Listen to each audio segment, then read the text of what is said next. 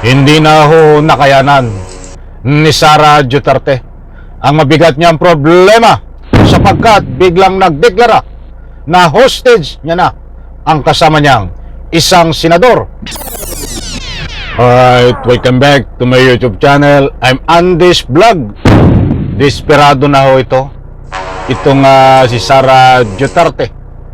Nataranta na. Hindi na alam ang gagawin. Mantakin niyo ho.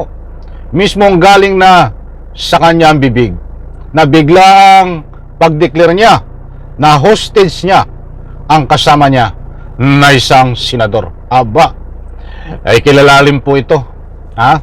Kilalanin po natin itong sinasabi na nadineklara ni Sara Duterte. Kaya pala lagi niyang kasama na itong senador na ito. Ito ay isang hostage niya na, mga kaibigan. Hindi po ito fake news. Isang like muna sa video na ito kung nagustuhan nyo po. Sabay-sabay po nating i-like ang video na ito. Sa lahat ng hindi pa nakasubscribe dito sa aking YouTube channel, please subscribe. Maraming salamat po. Mga kaibigan, gusto ko po nang ibahagi sa inyo ito latest update tungkol dito sa kalukuhan nagalawan ni Sara Duterte. Kapag mayroon po kayong pagkakataon, inaanyayahan ko po kayo na patapusin, panoorin ang vlog na ito hanggang dulo para lubos nyo pong maunawaan. Pasensya na po kayo sa boses ko, ako'y namamalat na naman. Gamit na gamit ang aking boses But anyway, ito po, shoutout po sa lahat.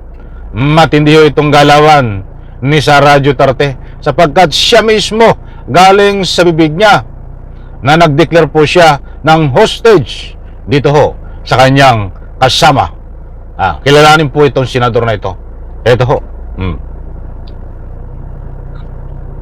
Inimbita ko si Senator Amy Marcos kung saan man ako pumupunta, dinadala-dala ko siya. Kasi sinasabi ko sa kanya, hindi ako ang magbabalik kay dating Pangulong Duterte sa Pilipinas. Dahil ang kapatid mo ang nagpadala sa kanya sa Hague, ikaw ang magbabalik sa kanya sa Pilipinas. Ayun mga kaibigan, maliwanag po. Ito nga sinasabi ni Saramaw, si Saramaw Duterte, na mayroon po siya nga kasama na isang senadora at siya daw ang magbabalik kay dating Presidente Digong at ilalabas si dating Presidente Digong sa kulungan para maibalik sa Republika ng Pilipinas. Wala siguro ito sa tulog, laging nananaginip ng gising, di ba? Malayo na sa katotohanan ng sinasabi nito. Mga mahal kong taga-subaybay, ito, bago natin bigyan po ng full komentaryo ito, ay ito pong susunod ko na ibabahagi sa inyo ay ang pag-declare ni Sara Duterte na biglaan na hostage niya na ang kanyang kasama na senador na ito. O ito po, para mas malinaw, mismong gusto kong ibahagi sa inyo na galing sa bibig ni Sara Duterte. Ito po. Para mga buwang lang. Siya lagi, kahit saan ako pumunta. Kasi alam niyo bakit?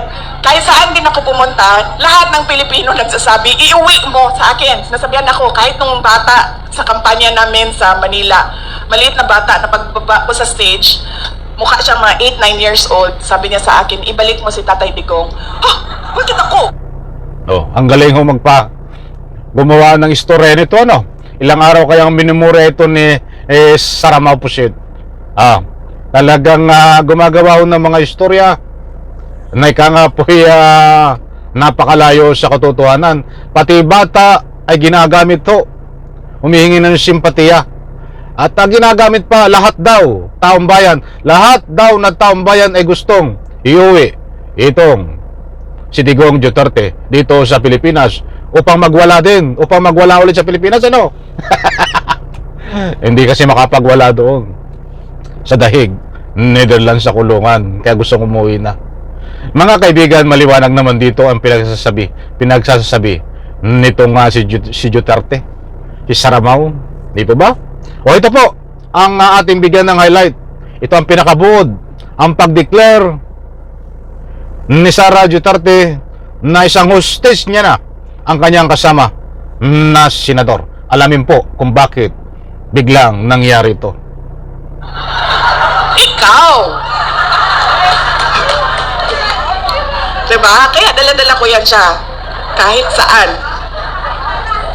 Para siyang naka-hostage. Bibitawan ko lang yan siya kapag si dating Pangulong Duterte ay nabalik na sa Davao City. Ayun mga kaibigan, maliwanag po. Hindi po tayo nagpapakalat ng anumang fake news.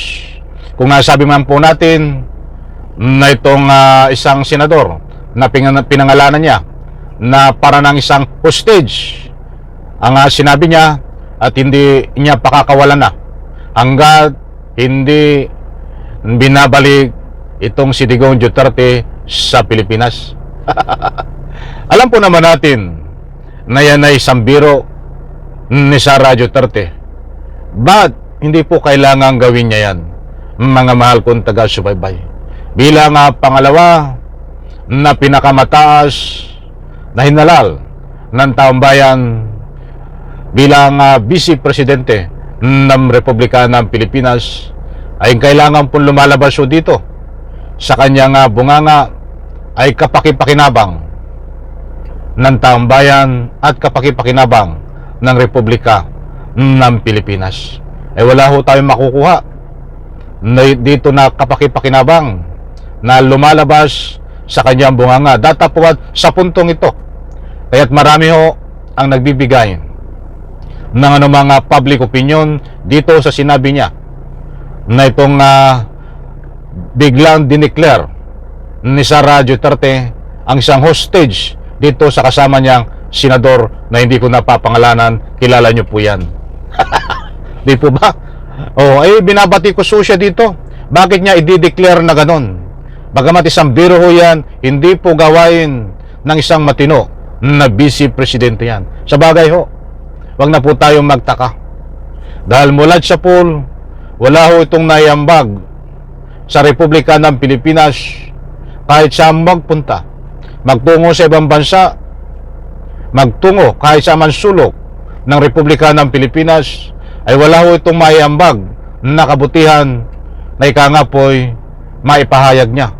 Ang tanging laging dala niya ho ay fake news, manira sa gobyerno, gumawa ng mga istorya na fake news na ika nga po'y nagpapawa, gagawa, mag-memorize ng mga sasabihin sa social media na walang katotohanan kapag humarap sa press conference. Siya po ngayon ay nasa ibang bansa.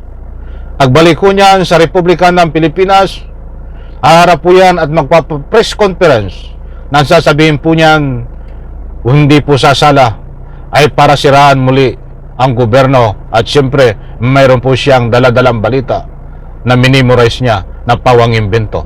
Yan ho ang katauhan nitong si Sara Duterte na dapat ho talaga ito ho.